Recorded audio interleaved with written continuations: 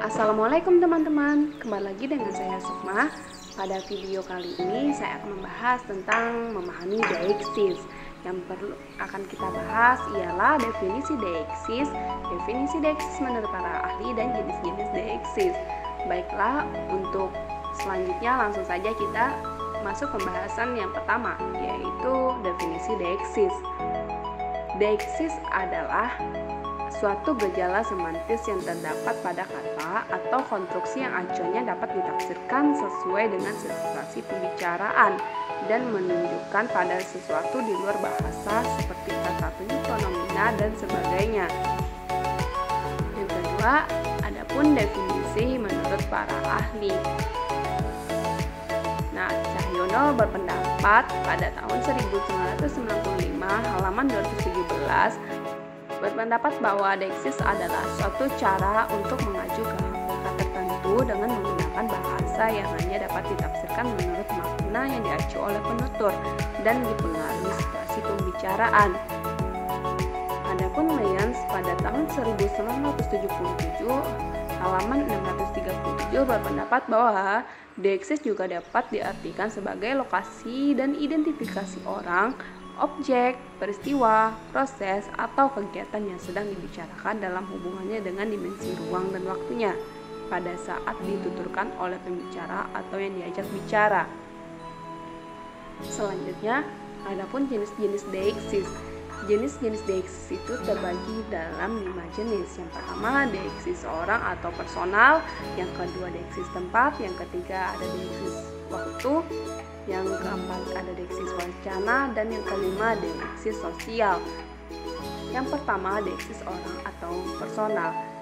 Nah, yang dimaksud dengan deiksis orang adalah pemberian rujukan kepada orang atau pemeran serta dalam peristiwa berbahasa. Dalam kategori deiksis orang, yang menjadi kriteria adalah pemeran serta dalam peristiwa berbahasa tersebut.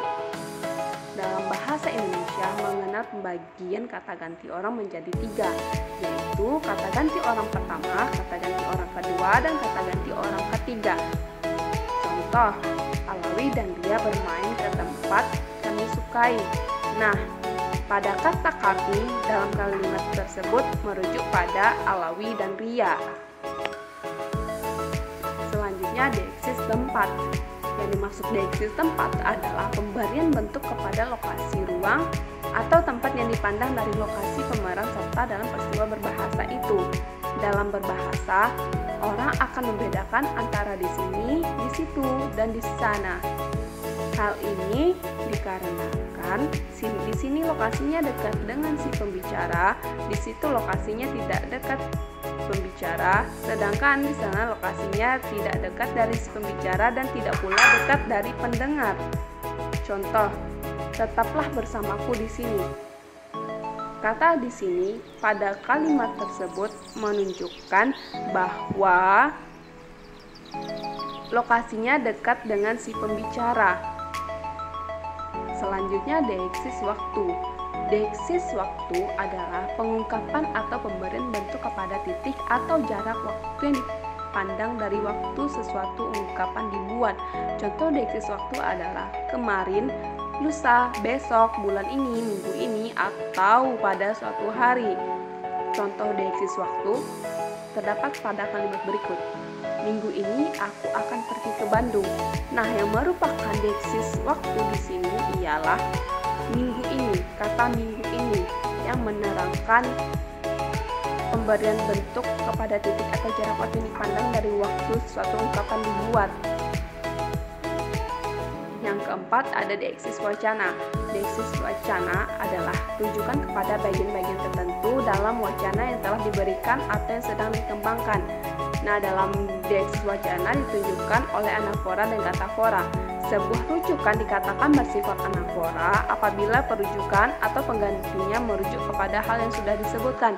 Contoh, rumah mewah itu bagus sekali. Kata itu pada kalimat tersebut merujuk pada rumah mewah yang telah disebutkan sebelumnya sehingga berupa deiksis anafora. Sebuah rujukan atau referen dikatakan bersifat katafora jika rujukan menunjukkan kepada hal yang akan disebutkan. Contoh kalimat yang bersifat katafora. Di sini, di bawah kolong jembatan anak bayi ditemukan. Dan yang terakhir ada deiksi sosial. Deiksi sosial adalah mengungkapkan atau menunjukkan perbedaan ciri sosial antara pembicara dan lawan bicara atau penulis dan pembaca dengan topik atau rujukan yang dimaksud dalam pembicara itu. Contoh deiksi sosial misalnya penggunaan kata mati, meninggal, wafat, dan mangkat untuk menyatakan keadaan meninggal dunia.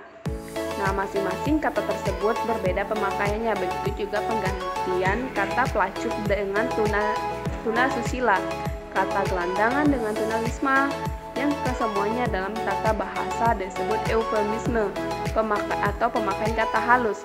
Selain itu, deiksi sosial juga ditunjukkan oleh sistem honorifics atau sopan santun berbahasa. Misalnya, penyebutan pronomina persona atau kata ganti orang seperti kau, kamu, dia, dan mereka, serta penggunaan sistem sapaan dan penggunaan gelar. Contoh pemakaian deiksi sosial adalah seperti berikut ini. Apakah dia sudah meninggal? Baik, itulah penjelasan tentang memahami deiksis. Semoga bermanfaat. Terima kasih. Assalamualaikum warahmatullahi wabarakatuh.